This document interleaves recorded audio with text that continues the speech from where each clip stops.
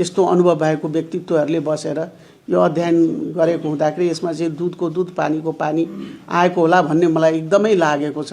हामीले देखेको बुझेको जानेको प्रमाणका आधारबाट हामीले राय सुझाव दिएका छौँ। अब यो सम्पत्ति सरकारको भयो, सरकारले यसलाई ओन गर्यो, सरकारले यसको आवश्यक कारबाही गर्नुपर्ने, पुरस्कृत गर्नुपर्ने, के गर्नुपर्ने अब सरकारले गर्छ। अब यो सम्बन्धमा चाहिँ मिहिन रूपले 23 गते र 24 गते घटनाहरूको विषयमा छ। आयोगमा पहिला 23 गते आएको छ कि 24 गते आएको छ? 23 गते पहिला। नेपालको राजनीतिमा फेरि एउटा ठूलो विषय चर्चामा आएको छ।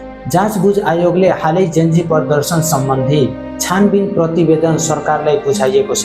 यो प्रतिवेदनमा केपी शर्मा ओली विरुद्ध कारबाही गर्न सिफारिस गरिएको सार्वजनिक गरिएको छ।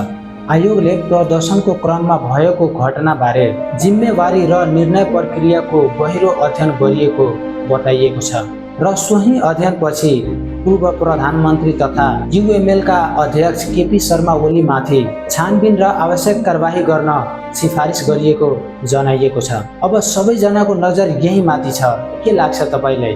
के सरकारले आयोगको सिफारिस अनुसार कदम चल्नेछ वा यो विषय फेरि पनि राजनीतिक बहसमै सीमित हुनेछ? आफ्नो विचार शेयर गर्नुहोला।